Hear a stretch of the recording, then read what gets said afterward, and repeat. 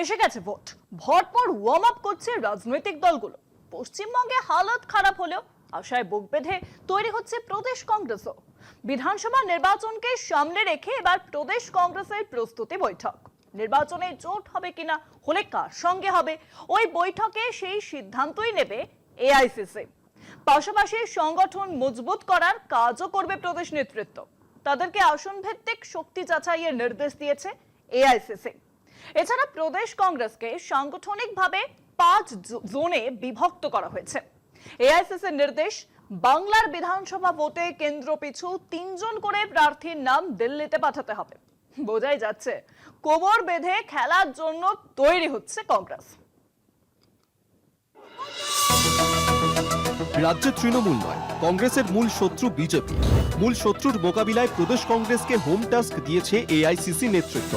Screening কমিটির chairman BK. Hariprasad স্পষ্ট বলেছেন, কংগ্রেসের মূল শত্রু বিজেপি এবং আরএসএস।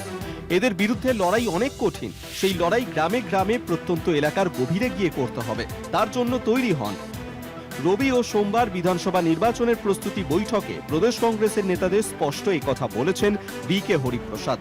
এই বৈঠকে বিজেপি আর আরএসএসকে পশ্চিমবঙ্গে কংগ্রেসের মূল শত্রু হিসেবে চিহ্নিত করা হয়েছে। প্রদেশ নেতাদের তৈরি হওয়ার আহ্বান জানিয়ে বলা হয়েছে, লড়াই খুব কঠিন, তার জন্য প্রস্তুত হন।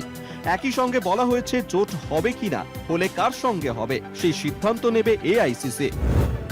বাংলায় কংগ্রেসের আসন ভিত্তিক শক্তি যাচাই করতে নির্দেশ এআইসিসির। রাজ্যকে সাংগঠনিকভাবে 5টি জোনে ভাগ করা হয়েছে। প্রত্যেক বিধানসভা কেন্দ্র থেকে 3 জন করে প্রার্থীর নাম চাওয়া হয়েছে। ব্লক, জেলা বা প্রদেশ কমিটির কোনো সদস্য যদি প্রার্থী হতে চান, তাঁরও নাম পাঠাতে হবে। জোট হবে কিনা, হলে কার সঙ্গে হবে, সেই সিদ্ধান্ত নেবে এআইসিসি।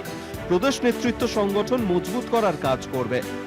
গুরুত্বপূর্ণ এই বৈঠকে স্থির হয়েছে, এবার প্রতি জেলায় স্ক্রিনিংয়ে যাবে প্রদেশ কংগ্রেস নেতৃত্ব। রাজ্যের কোন আসনে দলের সাংগঠনিক শক্তি কতখানি, কোন আসনে জয়ের সম্ভাবনা আছে কিনা, তাও দেখা হবে। এর আগে প্রদেশ নেতৃত্ব সংগঠন নিয়ে রিপোর্ট পাঠিয়েছে। এবার আসল ছবিটা বুঝে নিতে চাইছে দিল্লি। কলকাতা টিভি।